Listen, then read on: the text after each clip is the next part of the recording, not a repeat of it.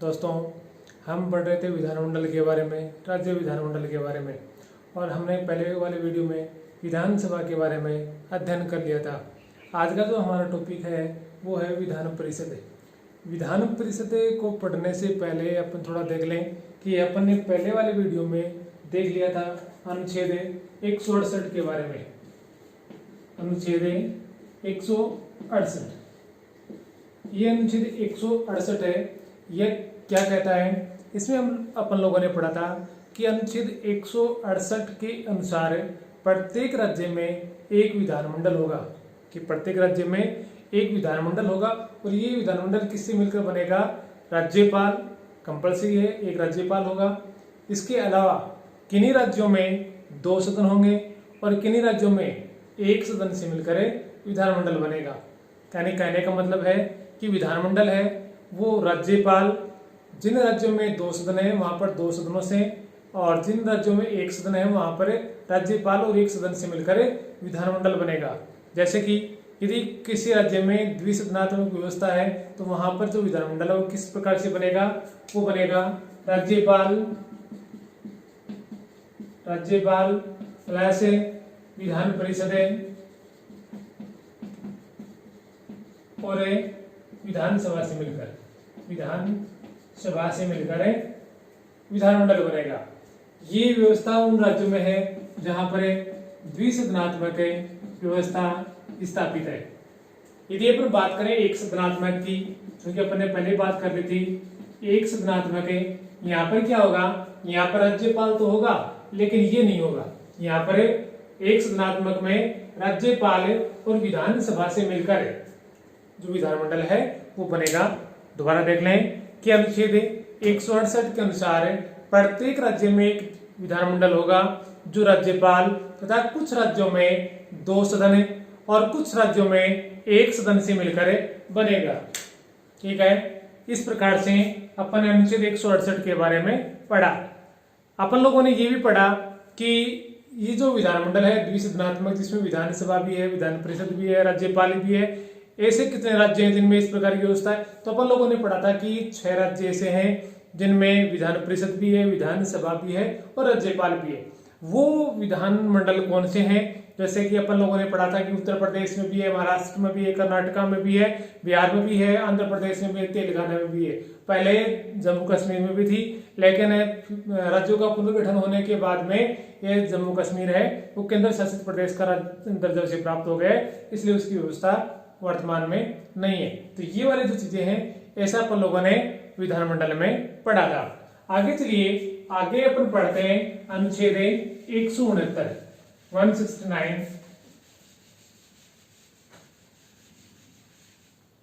अनुच्छेद 169 क्या बोलता है? 169 देखिए, अनुच्छेद 169 में विधान परिषद का गठन किस प्रकार से होगा? विधान परिषद के गठन के बारे में बताया गया है कि विधान परिषद का गठन किस प्रकार से होगा। तो अनुच्छेद 169 के अनुसार यदि विधानसभा अपनी पूरी सदस्य संख्या के बहुमत से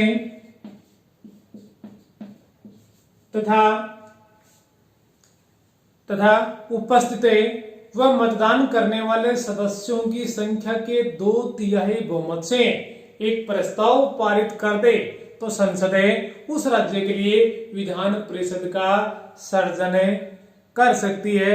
और यदि किसी राज्य में विधान परिषद को समाप्त करना हो तो भी यही प्रक्रिया काम में ली जाती है। दोबारा देख लीजिए, अनुच्छेद 169 क्या बोलता है? अनुच्छेद 169 है किसी राज्य में विधान परिषद का गठन किस प्रकार से किया जाएगा उसके बारे में बताता है कि विधान परिषद का गठन किस प्रकार से करना है। कि अनुच्छेद 169 के अनुसार यदि विधानसभा तो कंपल्सरी है, प्रत्येक राज्य में होगी। विधान परिषद है या नहीं है कोई विशेष बात नहीं है, लेकिन विधानसभा तो होनी आवश्यक है। विधानसभा के बिना विधान परिषद का कोई अस्तित्व नहीं है। दोबारा देखें, अनुच्छेद 169 के अनुसार यदि विधानसभा अपनी पूरी सदस्य संख्या के बहुमत से तथा उपस्थित तथा मतदान करने वाले सदस्यों की संख्या के 2/3 बहुमत से एक प्रस्ताव पारित कर दे तो संसद है, संसद कौन सी, केंद्र सरकार वाली संसद है, तो संसद उस राज्य के लिए विधान परिषद का गठन कर सकती है या उसका सर्जन कर सकती है।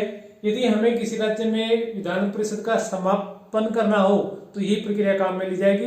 ये प्रक्रिया कौन सी, उसके यदि मान लीजिए कि राजस्थान है, राजस्थान में मान लीजिए फिलहाल तो विधान परिषद नहीं है, मान लीजिए विधान परिषद होती राजस्थान में और उसे समाप्त करना होता तो किस प्रकार से करते।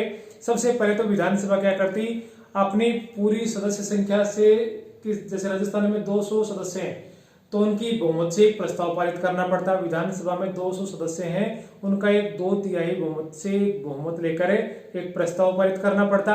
उसके बाद में विधानसभा में जितने भी सदस्य उपस्थित हैं और जितने भी सदस्यों ने मतदान में भाग लिया है, जितने भी सदस्य उपस्थित हैं और जितने भी सदस्यों ने बहुमत में भाग लिया है, उनके 2/3 सदस्य यदि राजस्थान से विधान परिषद का समापन करने का प्रस्ताव पारित कर दें तो उसमें फिर विधानसभा क्या करेगी, वो विधान परिषद का समापन का प्रस्ताव तैयार करके संसद के या केंद्र सरकार को भेज देती है और संसद फिर क्या करती है, उसके लिए कानून का निर्माण कर देती है। किस राज्य में कानून का निर्माण, विधान परिषद का गठन करना है या इस राज्य में विधान परिषद को समाप्त करना है, ये प्रक्रिया काम में ली जाएगी।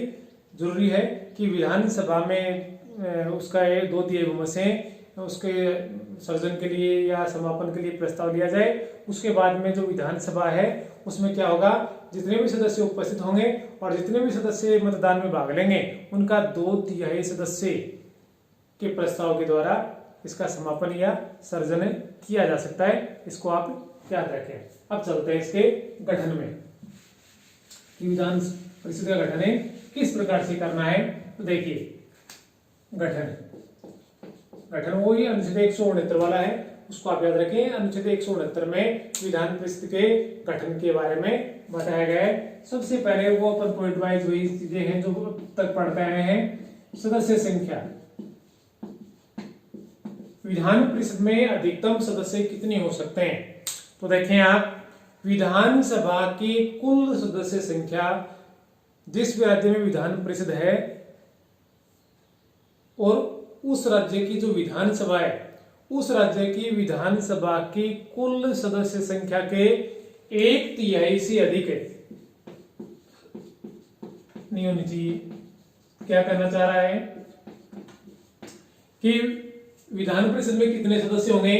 मान लीजिए कि राजस्थान है और राजस्थान में विधानसभा के सदस्यों की संख्या 200 है और यहाँ पर मान लीजिए कि विधान परिषद का गठन करना हो या गठन कर दिया गया है, तो राजस्थान की विधान परिषद में कितने सदस्य होंगे। तो इसमें 3 का भाग दे दीजिए, 1/3 सदस्य। 1/3 सदस्य कितना होगा इसका, लगभग 66 सदस्य,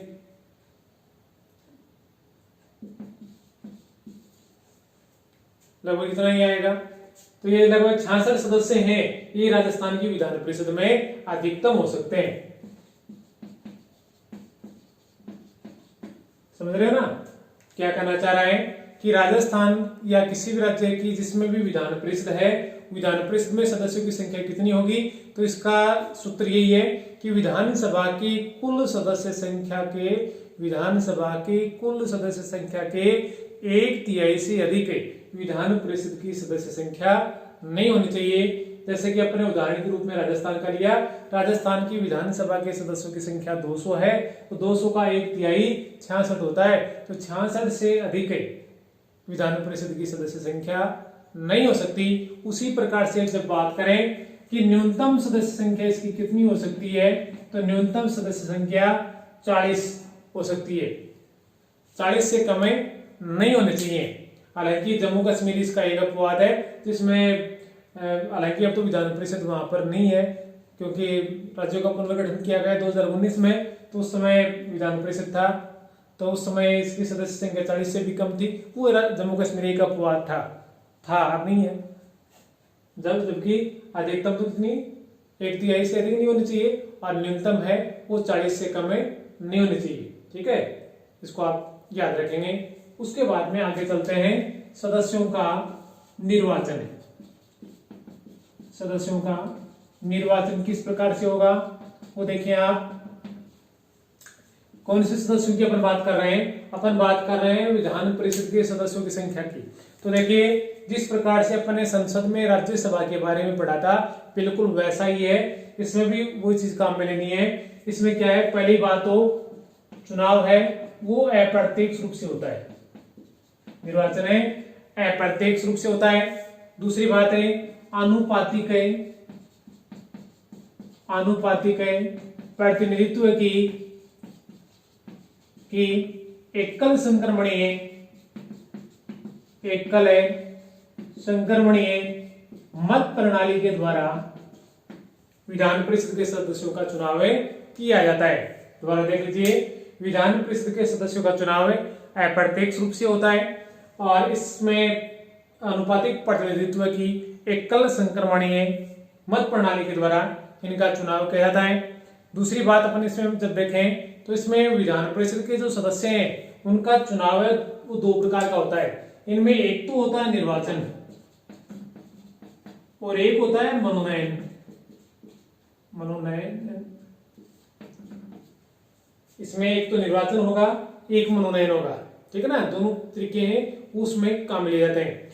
यानी कि विधान परिषद की कुल सदस्य संख्या का 5/6 सदस्यों का तो होगा निर्वाचन और 1/6 सदस्यों का होगा मनोनयन। 5/6 सदस्यों का होगा निर्वाचन और 1/6 सदस्यों का होगा मनोनयन। ठीक है, इस चीज को आप याद रखें। अब ये निर्वाचन किस प्रकार से होगा, मनोनयन किस प्रकार से होगा, वो अपने देखते हैं। देखें आप, इसी के अंतर्गत पढ़ रहे हैं अपन।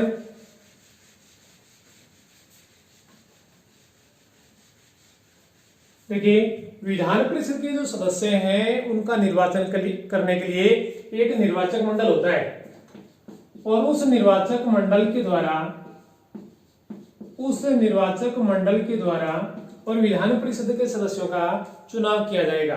ठीक है ना, विधान परिषद के सदस्यों का चुनाव करवाने के लिए एक निर्वाचक मंडल होगा और निर्वाचक मंडल है ये विधान परिषद के सदस्यों का निर्वाचन करेगा। अब ये विधान मंडल का जो निर्वाचक मंडल है वो किस प्रकार का होगा और किस प्रकार से वो इनका चुनाव करवाएगा, देखिए इसको आप अलग अलग याद रखें।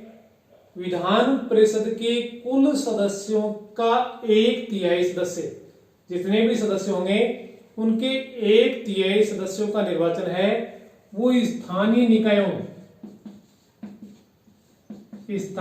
निकायों के निर्वाचक मंडल के द्वारा किया जाएगा। 1/3 सदस्यों का निर्वाचन है वो स्थानीय निकायों का जो निर्वाचक मंडल है वो करेगा। अब ये स्थानीय निकाय कौन से हो सकते हैं, जैसे कि आपकी नगर पालिकाएं हैं, आपकी जिला परिषद हैं, या इनसे संबंधित इस प्रकार की जो संस्थाएं हैं, बोर्ड हैं, उनके द्वारा और इनका चुनाव किया जाएगा। आप तो इतना याद रखें कि 1/3 सदस्यों का चुनाव या निर्वाचन है ये स्थानीय निकायों के निर्वाचक मंडल के द्वारा किया जाएगा। ठीक है, अगला देखें, 1/3 सदस्यों का निर्वाचन है विधानसभा के सदस्यों के निर्वाचक मंडल के द्वारा किया जाएगा। 1/3 सदस्यों का चुनाव तो स्थानीय निकायों के निर्वाचक मंडल के द्वारा कर दिया गया। 1/3 सदस्यों का निर्वाचन है वो विधानसभा के सदस्यों के निर्वाचक मंडल के द्वारा किया जाएगा। विशेष बात याद रखें कि ये जो सदस्य हैं ये जो सदस्य बनेंगे विधान परिषद में, ये विधानसभा के सदस्य नहीं होने चाहिए। ठीक है, 1/3 सदस्यों का निर्वाचन है वो विधानसभा के सदस्यों के निर्वाचक मंडल के द्वारा किया जाएगा। आगे देखें, 1/12 सदस्यों का निर्वाचन है वो स्नातकों के निर्वाचक मंडल के द्वारा किया जाएगा। स्नातकों के निर्वाचक मंडल के द्वारा किया जाएगा। अब ये स्नातक कौन है, इनकी क्या योग्यता है, देखिए पहली बात तो ये जो स्नातक नाम दे रखा है उसके लिए आप देखें कि ये जो स्नातक है सबसे पहले तो उस राज्य के निवासी होने चाहिए जहां पर विधान परिषद के सदस्यों का चुनाव किया जा रहा है। ठीक है, उस राज्य के निवासी होने चाहिए। उसके बाद में दूसरी बात है, उन्होंने स्नातक की जो परीक्षा है वो पास कर ली हो। ठीक है, उस राज्य के निवासी हो, उन्होंने स्नातक की परीक्षा पास कर ली हो। और तीसरी बात जो है वो आप ये बता सकते हैं कि उन्हें परीक्षा पास किए 3 वर्ष से अधिक का समय हो गया हो। राज्य के नागरिक हो, स्नातक की परीक्षा पास कर ली उन्होंने और परीक्षा को पास किए हुए उन्हें 3 वर्ष से अधिक का हो गया हो। इस प्रकार के निर्वाचक मंडल के द्वारा विधान परिषद के 1/12 सदस्यों का निर्वाचन किया जाएगा। उसके बाद में 1/12 सदस्यों का निर्वाचन है वो अध्यापकों के निर्वाचक मंडल के द्वारा किया जाएगा। अध्यापकों के निर्वाचक मंडल के द्वारा किया जाएगा। अब ये अध्यापकों का निर्वाचक मंडल कौन सा हो सकता है, इसमें आप ये बता सकते हो कि इस निर्वाचक मंडल में जो आपके माध्यमिक विद्यालय हैं या उच्च शिक्षा के जो संस्थान हैं, उन संस्थानों के जो अध्यापक हैं वो इस निर्वाचक मंडल में शामिल होते हैं या उस निर्वाचक मंडल के द्वारा वो सदस्यों का चुनाव करते हैं।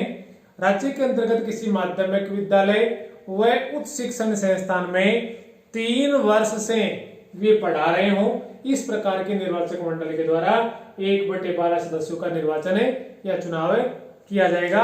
और एक आता है इसमें 1/6 सदस्यों का निर्वाचन है।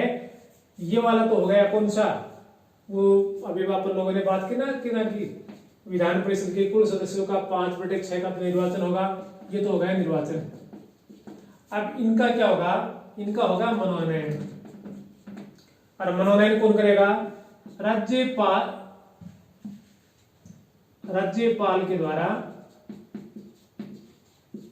मनोनयन। और राज्यपाल है वो एक विधान परिषद की कुल सदस्य संख्या का 1/6 सदस्यों को विधान परिषद के लिए मनोनीत करेगा। ऐसे व्यक्ति कौन हो सकते हैं, वो किन क्षेत्रों से संबंधित हो सकते हैं, तो आप वो चीज याद रखें जो राष्ट्रपति के लिए आप लोगों ने याद पढ़ी थी कि साहित्य, विज्ञान, कला, समाज सेवा के क्षेत्र से संबंधित जो लोग हैं उनको राज्यपाल है वो विधान परिषद के लिए मनोनीत कर सकता है। ये चीजें हैं विधान परिषद के सदस्यों के निर्वाचन के लिए है कि विधान परिषद के सदस्यों का निर्वाचन इस प्रकार से होता है। और ये जो विधान परिषद का जो निर्वाचक मंडल है 1/3 जो सदस्य हैं उनको स्थानीय निकायों के निर्वाचक मंडल के द्वारा इनका चुनाव किया जाता है। 1/3 सदस्यों का निर्वाचन है वो विधानसभा के सदस्यों के निर्वाचक मंडल के द्वारा किया जाएगा। 1/12 सदस्यों का चुनाव स्नातकों के निर्वाचक मंडल के द्वारा, 1/12 सदस्यों का निर्वाचन है अध्यापकों के निर्वाचक मंडल के द्वारा और 1/6 सदस्यों का मनोनयन कौन करेगा, राज्यपाल करेगा। और ये कौन से क्षेत्रों से होंगे, ये होंगे साहित्य, विज्ञान, कला और समाज सेवा के क्षेत्र से संबंधित हो सकते हैं। इनके बारे में आप लोग देख लें। इस प्रकार के जो प्रश्न है वो काफी परीक्षा में पूछे जाते हैं। अगला आता है सदस्यों की योग्यताएं।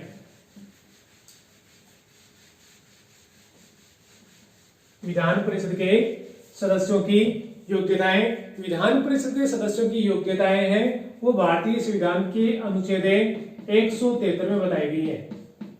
योग्यताएं हैं अनुच्छेद 173 में इनका वर्णन किया गया है कि विधान परिषद के सदस्यों के पास में कौन कौन सी योग्यताएं होनी चाहिए।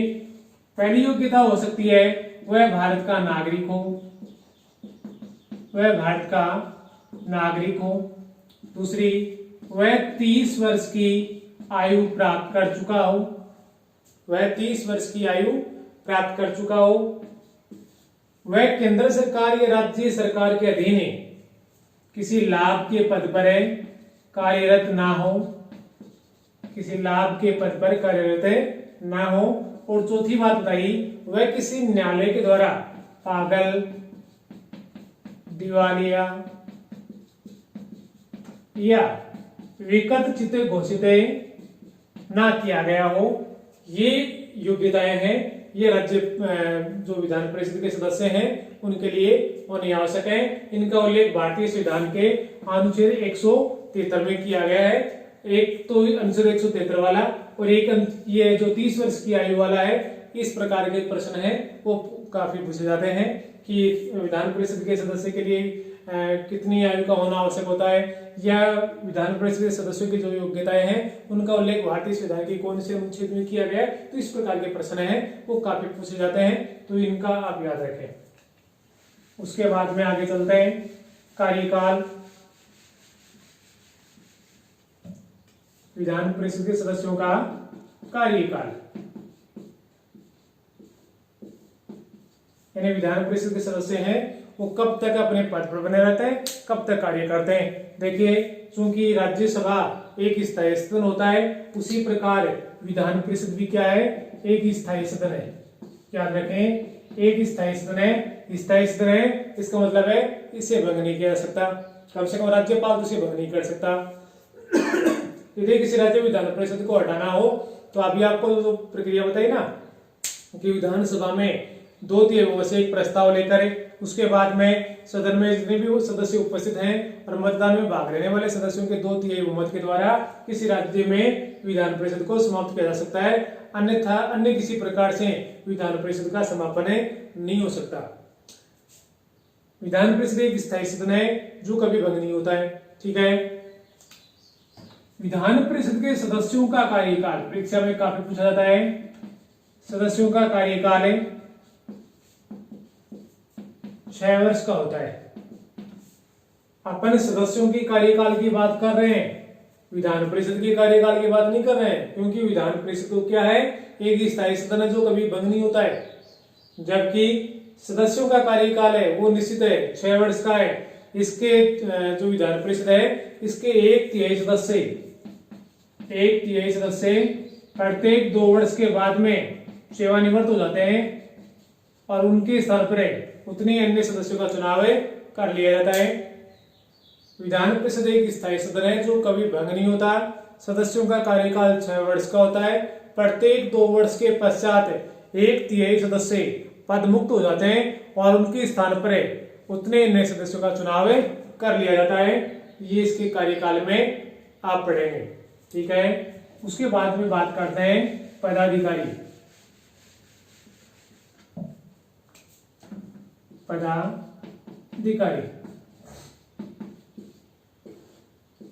पदाधिकारियों की बात करें तो पदाधिकारी 2 ही हैं, एक होता है सभापति और एक होता है उपसभापति। एक सभापति और एक उपसभापति।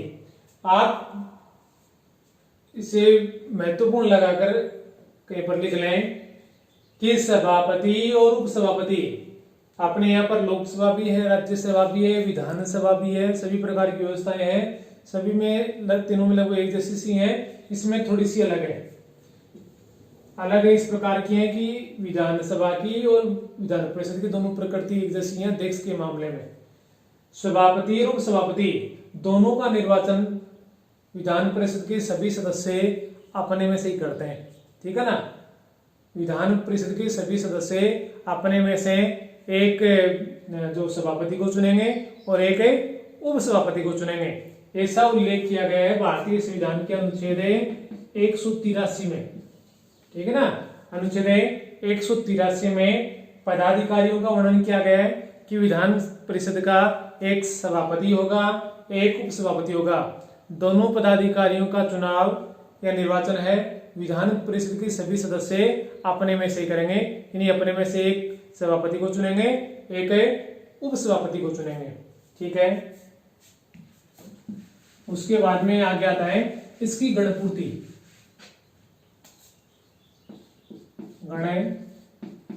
गणपूर्ति से मतलब है कोरम, मतलब कितने सदस्य उपस्थित होंगे विधान परिषद में, तो विधान परिषद की कार्यवाही प्रारंभ होगी।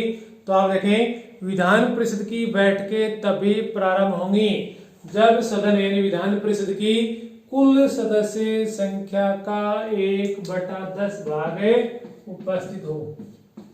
अगर इससे कम उपस्थित है तो कार्यवाही प्रारंभ नहीं हो सकती। लेकिन इतना ही नहीं है, जैसे कि राजस्थान की अपन लोगों ने बात की कि मान लीजिए कि राजस्थान में विधान परिषद होता तो उसमें कितने सदस्य होते, तो राजस्थान की विधान परिषद में 66 सदस्य होते और 66 में का 10% 6.6 होता है। है ना, या इसको आप कह सकते हो कि 7 सदस्य हो तो कार्यवाही प्रारंभ हो सकती है। ऐसा नहीं है, 1/10 सदस्य उपस्थित होने चाहिए, लेकिन विधान परिषद की कार्यवाही प्रारंभ करने के लिए 10 सदस्यों से कम नहीं होने चाहिए, 10 सदस्यों से कम नहीं होने चाहिए। यहां पर अगर 7 सदस्य हैं तो भी कार्यवाही प्रारंभ नहीं होगी। कार्यवाही कब प्रारंभ होगी? जब 3 सदस्य आकर और मिलेंगे। यानी कि विधान परिषद की कार्यवाही प्रारंभ करने के लिए विधान परिषद की कुल सदस्य संख्या का 1/10 सदस्य उपस्थित होना आवश्यक है, तभी कार्यवाही प्रारंभ होगी। लेकिन साथ में परंतु दे रखा है कि कम से कम 10 सदस्य उपस्थित होना आवश्यक है। 10, 11, 12 कितने भी हो, लेकिन कार्यवाही प्रारंभ करने के लिए 10 से कम सदस्य नहीं होने चाहिए। ठीक है, उसके बाद में अपन बात करते हैं सेशन की 70।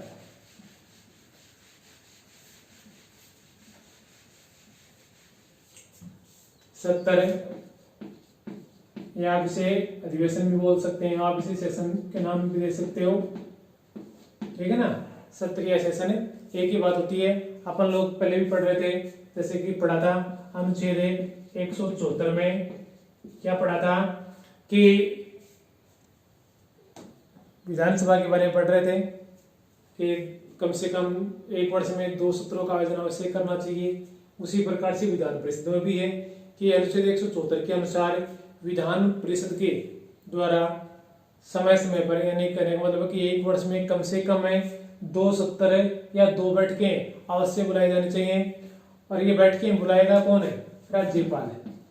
राज्यपाल ये बैठकें आहूत करेगा और राज्यपाल ही क्या करेगा? इन बैठकों का सत्रावसान करेगा। ठीक है ना, बैठक बुलाने का या सत्र बुलाने का कार्य राज्यपाल करेगा। राज्यपाल ही बैठकों का समापन करेगा। ठीक है ना, जिस भी दिन बैठक होगी याद रखिए उस तारीख को आप कि दोबारा सुन लीजिए। राज्यपाल क्या करेगा? समय समय पर राज्य के विधानमंडल के सदन या विधान परिषद को ऐसे समय और स्थान पर जो वह ठीक समझे अधिवेशन के लिए आहूत करेगा। ठीक है ना, यानी कि समय समय पर राज्यपाल सत्र बुलाएगा। ठीक है, साथ में क्या बोल रहा है?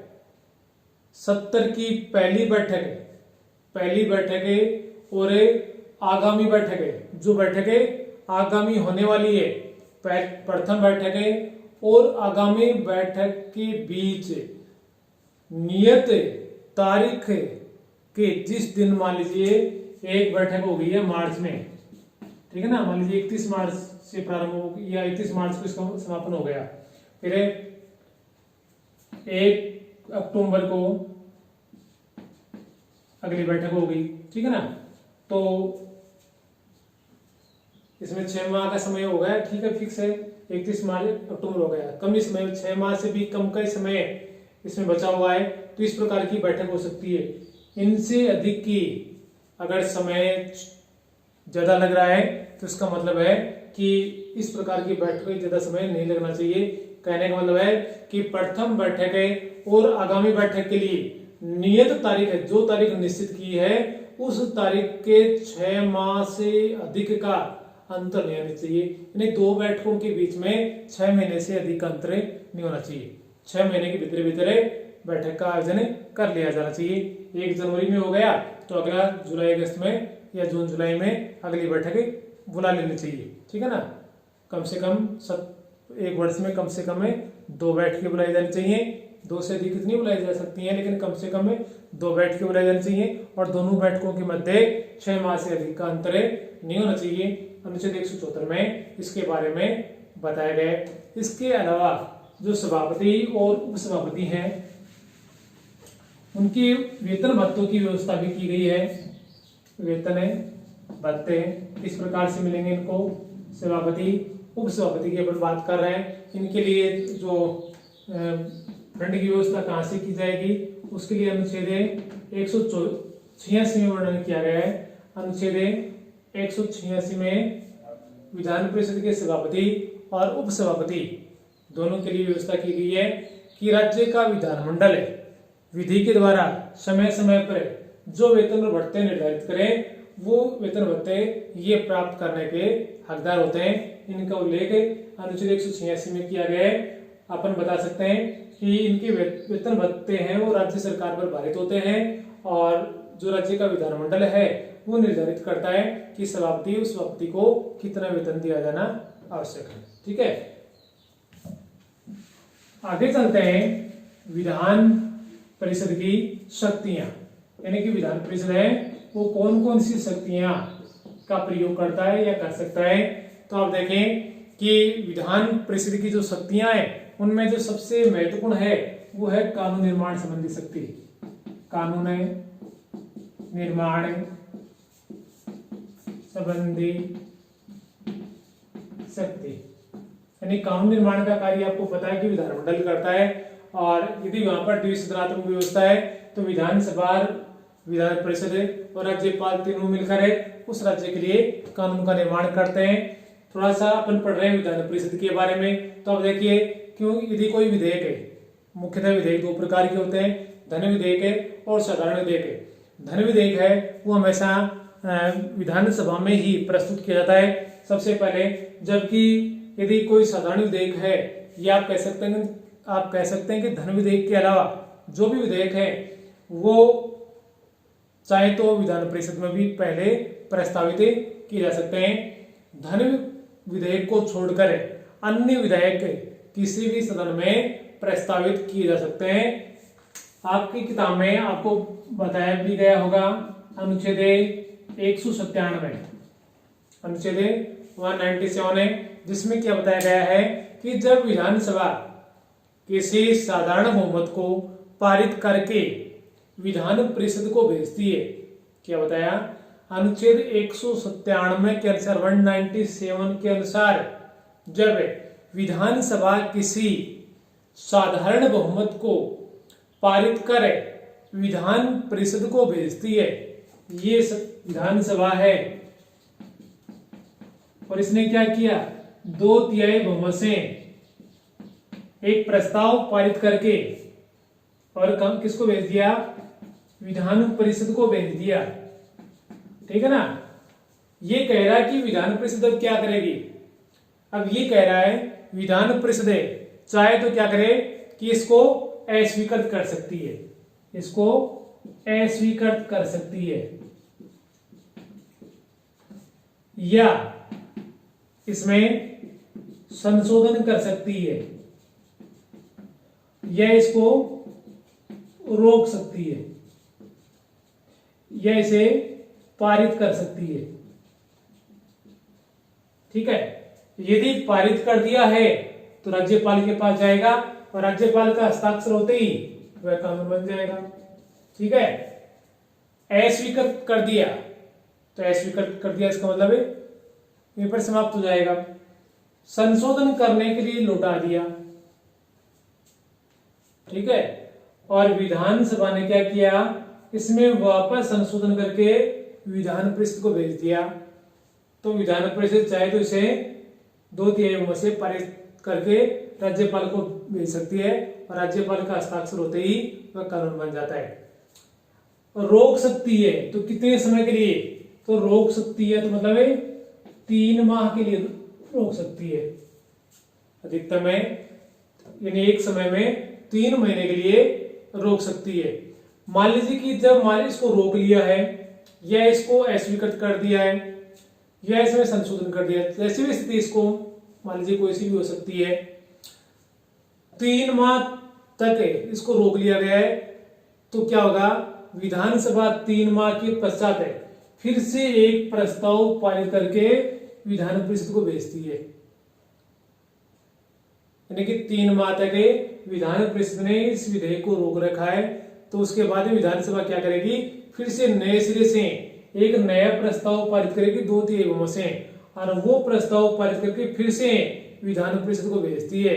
विधान परिषद अब क्या करेगी, इसको 1 माह के लिए और रोक सकती है, इसको 1 माह के लिए और रोक सकती है। 1 माह के बाद में ये दोनों सदनों में पारित हुआ माना जाएगा, यानी कि आप कह सकते हो कि विधान परिषद को साधारण विधेयक को अधिकतम 4 माह तक रोका जा सकता है। परीक्षा में काफी बार परीक्षा में प्रश्न आया हुआ है, इसमें काफी बच्चे इसके बारे में कम जानकारी रखते हैं। आप याद रखें, एक बार में 3 महीने तक रोक सकती है, दूसरी बार 1 महीने तक रोक सकती है, अधिकतम 4 माह तक है साधारण विधेयक को दूसरा सदन रोक सकता है। आपको मैं एक बार थोड़ा सा जो आर्टिकल में बता रखा है वो आपको थोड़ा सा बता दूं एक बार फिर से कि अनुच्छेद 197 के अनुसार क्या कहता है 197 कि जब विधानसभा किसी साधारण बहुमत को पारित करके विधान परिषद को भेजती है तो क्या होगा, विधान परिषद या तो क्या करेगी, उस विधेयक को अस्वीकृत कर देती है या संशोधन करने के लिए भेजती है या उस विधेयक को रोक लेती है।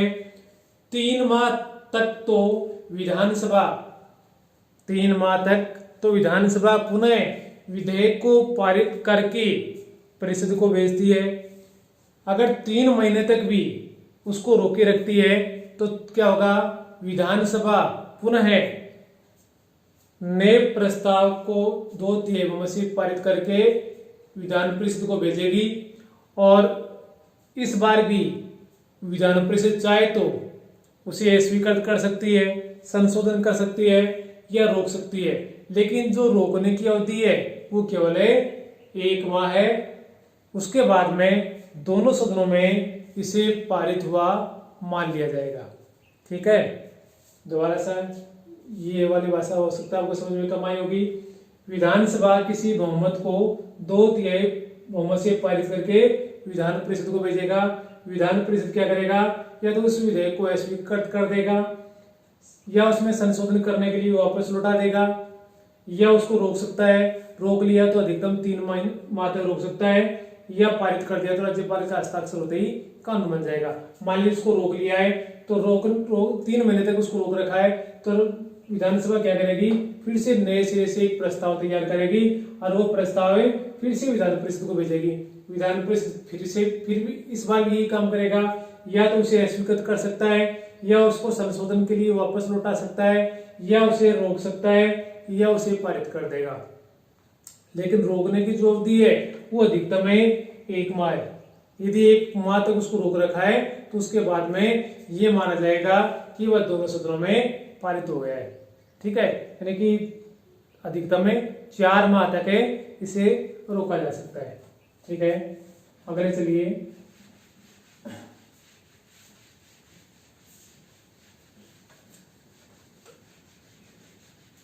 अगला आता है इसमें कार्यपालिका संबंधी कार्य।